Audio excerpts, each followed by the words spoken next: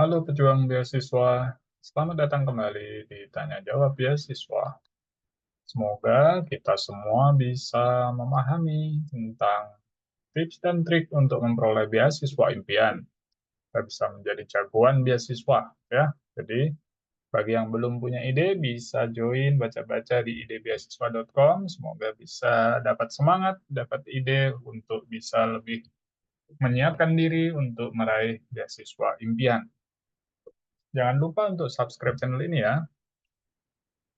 Jadi di Indonesia sudah banyak jurusan-jurusan yang populer gitu ya. Salah satu yang masih populer adalah di kedokteran. Jadi banyak juga jalur yang bisa ditempuh, yang bisa digolongkan sebagai jalur mandiri ataupun jalur yang reguler. Jadi bisa dicek nanti kira-kira inginnya kemana kalau ingin jadi dokter. Yang agak susah ketika beasiswa itu inginnya ke luar negeri, dapat beasiswa untuk jadi dokter. Sejauh ini tidak ada beasiswa ke luar negeri untuk jadi dokter. Bahkan yang sudah dokter pun ketika dapat beasiswa ke luar negeri, biasanya bukan untuk beasiswa yang eh, merawat pasien. Kontak dengan pasien mungkin iya, tapi tidak ke memberikan terapi medis, ya, tapi lebih ke mengambil data, atau melihat perawatan yang dilakukan oleh dokter setempat seperti itu. Kecuali jika memang ingin jadi dokter di luar negeri, siap dengan biaya sendiri ya silahkan cari tempat yang bisa dipenuhi syarat-syaratnya untuk berkuliah menjadi dokter di luar negeri.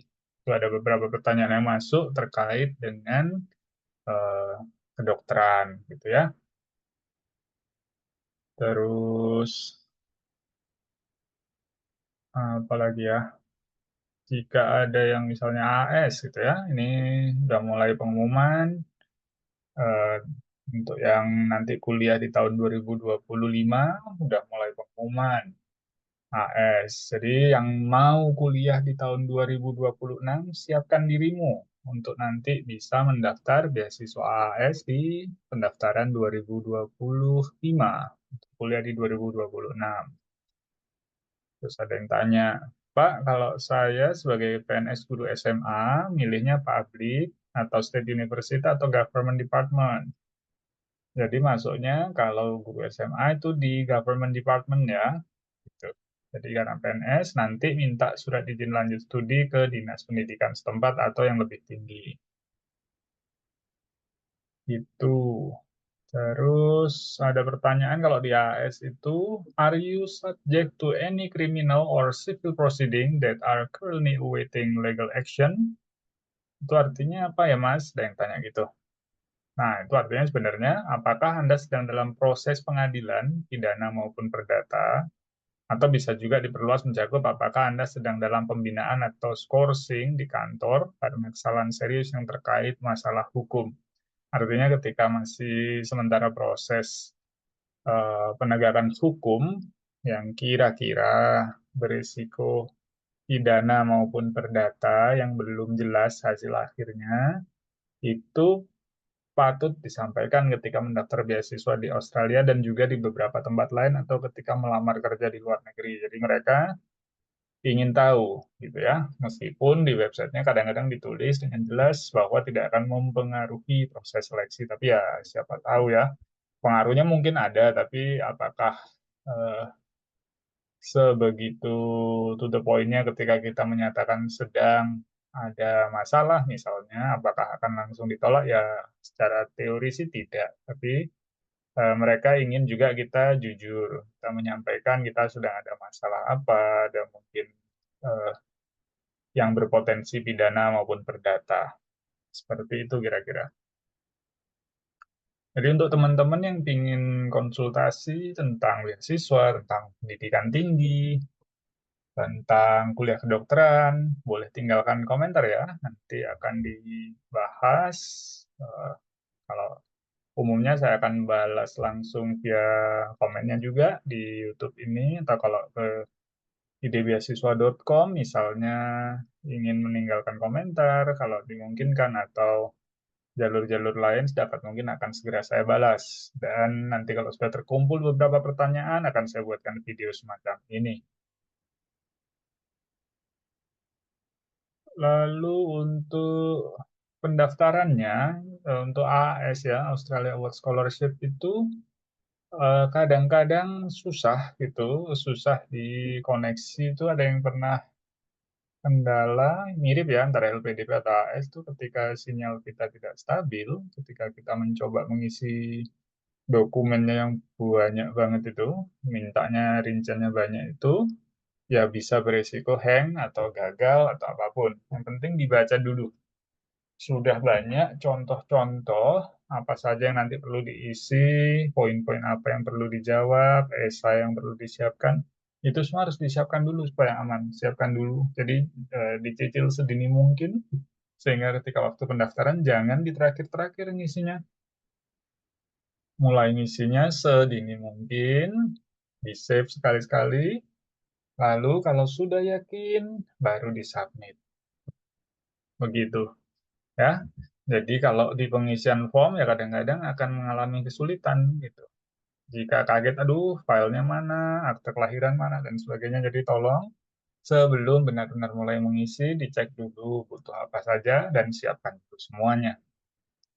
Terus untuk ada yang tanya, Kak berapa kuota per tahun untuk AS? Sekarang sudah tidak dirilis ya, tapi kisaran sih ratusan lah.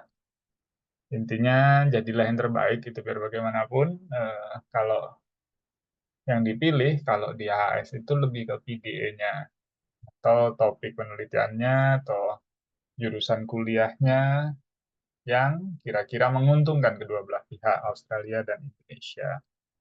Jadi daripada bingung ngurusin kenapa dia keterima, jumlah yang keterima tahun lalu berapa, lebih baik tingkatkan kualitas dirimu. Biar bagaimanapun ini juga kompetisi berbasiskan prestasi dan kemampuan, jadi tolong ditingkatkan. Jadi meskipun kuotanya amit-amit cuma satu, ya jadilah satu orang yang terbaik. Gitu.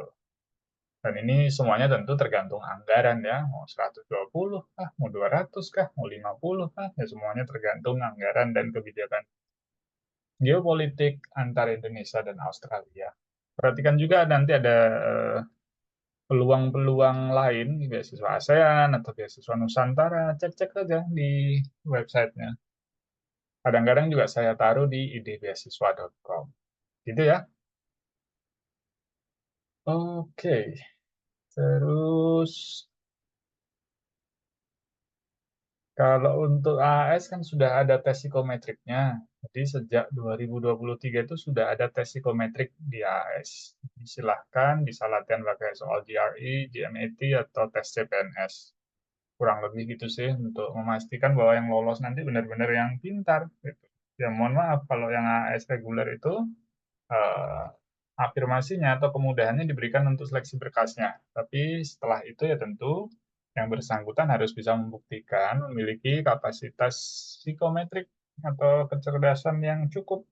Salah satunya ya menggunakan tes psikometrik. Gitu. Jadi selamat bagi teman-teman yang tahun ini lolos berkas atau shortlisted dan lanjut ke tahap psikometrik. Semoga lolos juga di tes psikometriknya. Gitu. Ada juga yang, oh ini yang pertanyaan tentang terkait kuliah kedokteran.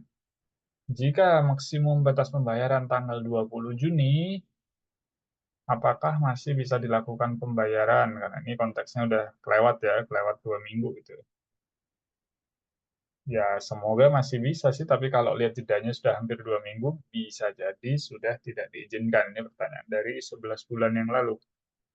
Jadi jika eh, kemungkinan kampusnya kampus swasta mungkin, atau jalur mandiri kalau di kampus negeri untuk kuliah kedokteran, coba dikontak di akun kontak personnya ya, biasanya disediakan nomor WA, silahkan dikontak.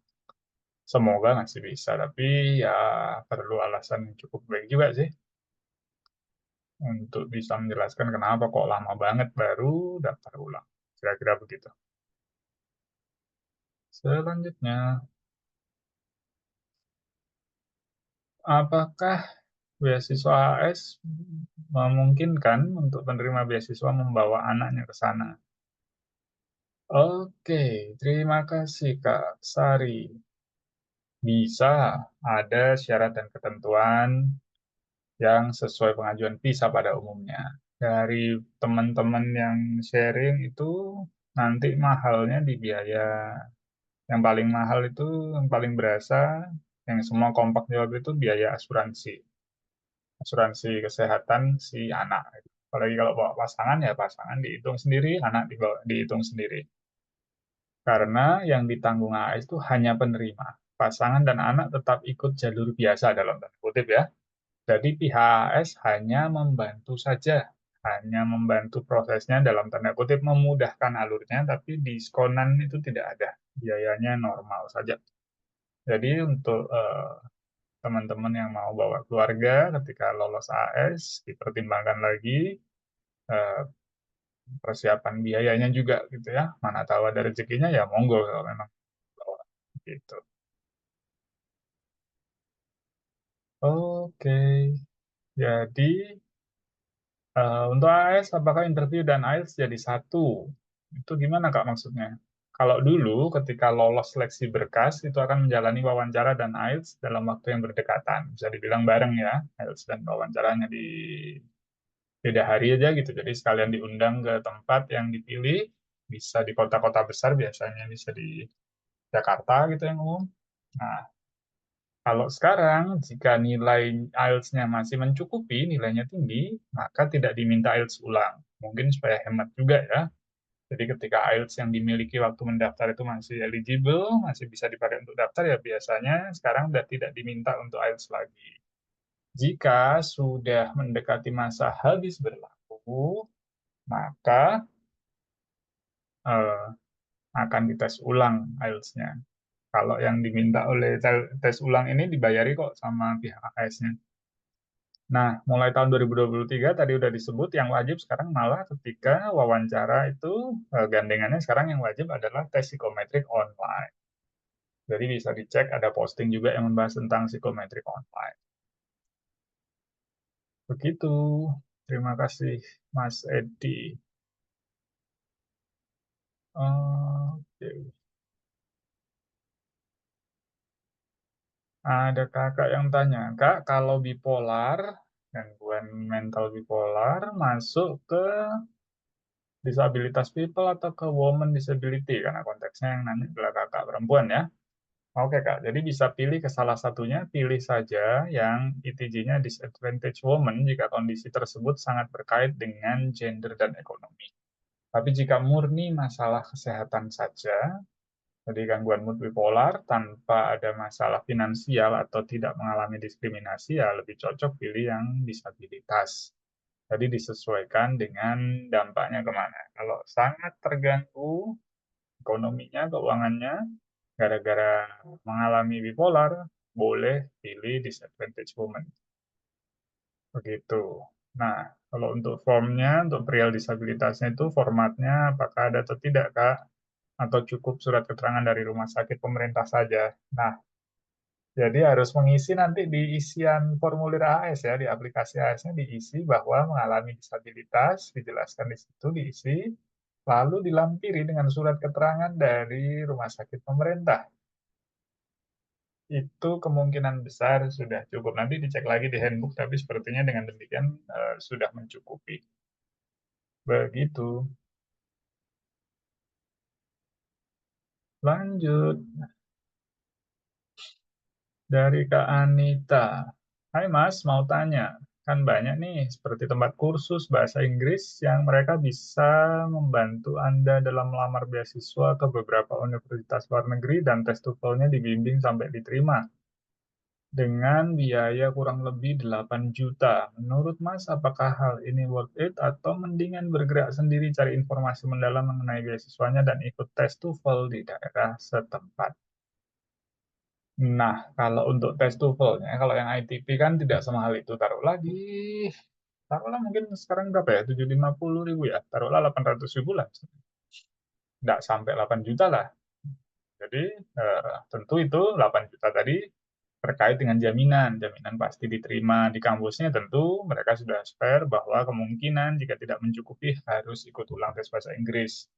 Dan ketika beasiswanya itu sendiri secara umum juga bisa dicek lagi sih, memang reputasi beasiswanya seperti apa, dijamin lulusnya seperti apa. Kalau memang tawarannya menarik, dibaca lagi detail, ditanyakan SOP-nya seperti apa, syarat dan ketentuannya seperti apa. Terus mungkin bisa ditanya alumni, jadi searching aja nama lembaganya tadi, terus dicek testimoninya, hubungi orangnya langsung. Terus bisa jadi bagi beberapa orang harga segitu ya sesuai-sesuai aja dengan manfaat yang diterima gitu. Kalau memang mungkin sibuk, mungkin butuh banyak dibantu, ya mungkin 8 juta pas duitnya ada juga dianggap tidak terlalu besar. Tapi jika anggaran terbatas sehingga angka 8 juta tergolong mahal, ya sebaiknya uang yang dimiliki fokus ke bayar tes resmi di tempat masing-masing aja, yang tempat yang terdekat. TOEFL-nya sekarang nggak bisa buru-buru. Jadi kalau untuk daftar tahun depan, sekarang ini nih, bulan-bulan ini udah boleh mulai tes TOEFL. Jadi tolong jangan pernah memalsukan tes TOEFL-nya juga. Jangan pakai joki, kerjakan sendiri saja. Ya. Begitu, lalu untuk latihan dan persiapan tesnya sebaiknya belajar mandiri aja atau cari les yang murah. Jadi bisa ada kenalan saya My Tutor Yogyakarta, silahkan dicari di IG. Jadi saya bantu promosikan My Tutor Yogyakarta. Di situ ada bimbingan yang murah meriah, gitu ya. Dicek aja. Jadi kan nanti kuliahnya akan full pakai bahasa Inggris. Berkas-berkas pendaftaran, kontrak, dan peraturan beasiswanya juga full pakai bahasa Inggris. Jadi siapkan diri aja untuk bisa eh, berkemampuan bahasa Inggris yang mencukupi. Oke, lanjut. Ada yang tanya tentang biaya kuliah. Untuk biaya kuliah, fakultas apapun di Indonesia bisa dicek di situs PMB masing-masing kampus ya, supaya lebih update. Jadi kedokteran maupun bukan kedokteran itu bisa dicek di situs kampus masing-masing. Cek yang di resmi-resmi aja, di PMB-nya. Lanjut. Apakah pelamar yang telah memperoleh gelar S2 diperbolehkan mendaftar program S2 lagi untuk beasiswa AS? Tidak boleh. Dulu boleh, sekarang sudah tidak boleh. Jadi kalau udah S2 ya harus mendaftar untuk S3. Pertanyaan terakhir, Pak, saya punya anak masih kecil umur 2 tahun. Impian saya ingin menyekolahkan anak saya ke Singapura supaya jadi dokter di sana, di Singapura ya. Kira-kira perlu biaya berapa dan universitas apa yang terbaik? Oke. Mungkin bisa cek di medicine.nus.edu.sg. medicina.nus.edu.sg, dicek itu, di situ ada detail kok itu nanti. Atau dicari aja nanti syarat kuliah kedokteran internasional di Singapura semacam itu. Jadi karena juga umurnya masih 2 tahun, masih panjang ya, di beberapa tahun cukup harusnya kalau memang diniatkan, rezekinya ada ya waktunya pas gitu. Jadi mengkondisikan anaknya, memastikan prestasi akademisnya bagus, mentalnya juga siap untuk nanti kuliah kedokteran dan jadi dokter di Singapura. Begitu kira-kira untuk tanya jawab beasiswa dan kuliah kedokteran dan pendidikan secara umum. Terima kasih sudah menyimak. Jangan lupa subscribe. Jika ini dirasa bermanfaat, mohon dibantu untuk like juga. Terima kasih banyak. Semoga sukses. Jago beasiswa.